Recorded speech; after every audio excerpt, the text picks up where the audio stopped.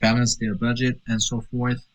And this sudden global pandemic lockdown caused them to build even much more debt. So, uh, we know all too well what will be the end of that consequence. If we are living on debts, then obviously we are going to have a financial crisis. So, as my current research interest is in fintech and data science, it is our desire to come up with a forecast model for future financial crisis, if possible, so that we capture some of the symptoms and early signs of future financial crisis, and hopefully we can provide that information to experts to mitigate the shock. Uh, that is the motivation behind this research, and this is part of working paper. Um, is still doing research at the moment. So, because of the 12-minute time limit, I have a lot of charts and graphs to share with you, but I'll just try to get to the main part of the discussion, and I'll cover more important topics than those data points you can find from online. So, this unprecedented COVID-19 global pandemic was sudden and lasted too long and is still going on. And so its economic consequence is substantial. So many governments around the world and central bank around the world, they provided a stimulus package and also provide a lot of money supply to the economy and the market. Uh, and then they dropped their interest rate almost to zero. And as a result, the only one place people can uh, make money, and that is stock market. So stock market has been skyrocketing since the bottom of March 2020. It's been only just 1 year, 3 months that the market indices show we had 100% gain within 1 year, 3 month period. And this is not healthy. And as we know, based on the hype curve, whenever we have a parabolic rise, then we have parabolic collapse. And that's why I'm interested in collecting data and try to train artificial intelligence to see if we can come up with a forecast model. The real economy is not benefiting from this $1 trillion of injection. So they are still struggling, and GDP shows negative growth for multiple quarters, and household to debt is reaching almost 80% of our GDP. And so uh, this entire economy is living on debt. At the same time, the gap between haves and don't haves, that wealth inequality is widening up. And that has social consequences in the future economy. And because of the lengthy lockdown, people's behavior and also their investment perception has changed. And that's going to also change our future economy. So we're going to discuss those briefly. And then we try to predict what will be post-pandemic economies like.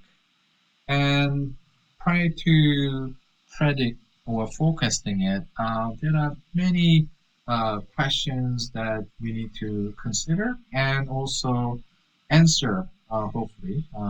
No one seems to know the answer to that yet, but at least we like to bring to this presentation and discuss with experts in this audience. Then we're going to conclude the presentation.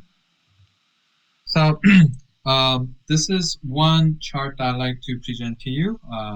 This is USA M2 supply historical graph and recent uh, uh, data.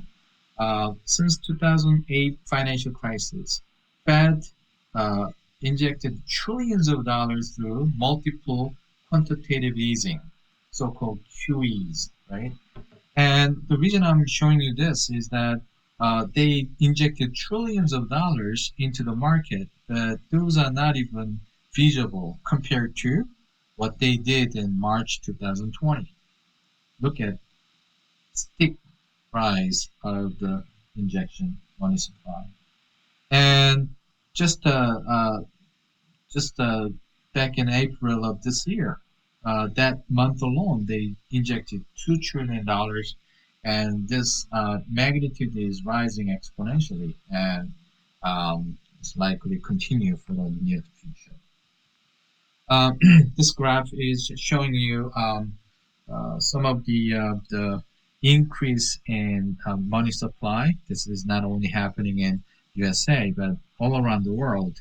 And today, total global M2 supply is $86 trillion. That's whopping two times of money supply prior to 2008.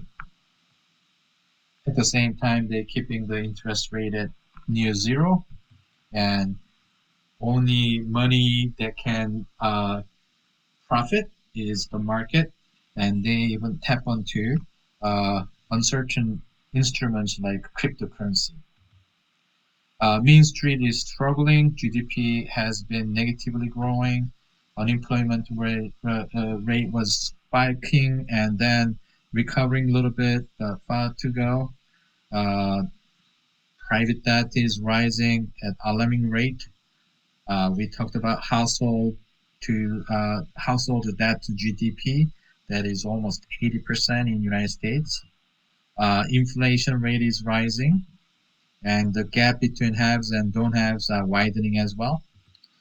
And this is interesting. This is something I got it from Twitter. And financial nihilism. Traditional value was hard work, education, savings, books, compounding wealth, manufacturing, innovation, and home ownership. But today, millennial value and beliefs are you only live once and get rich quick. So invest in anything that can rise 100% in a day. Like cryptocurrency, meme stocks, and um, live on debts and borrow money and invest into these dangerous instruments, get rich quick. If it fails, then yeah, maybe they are looking forward to uh, canceling that debt somehow.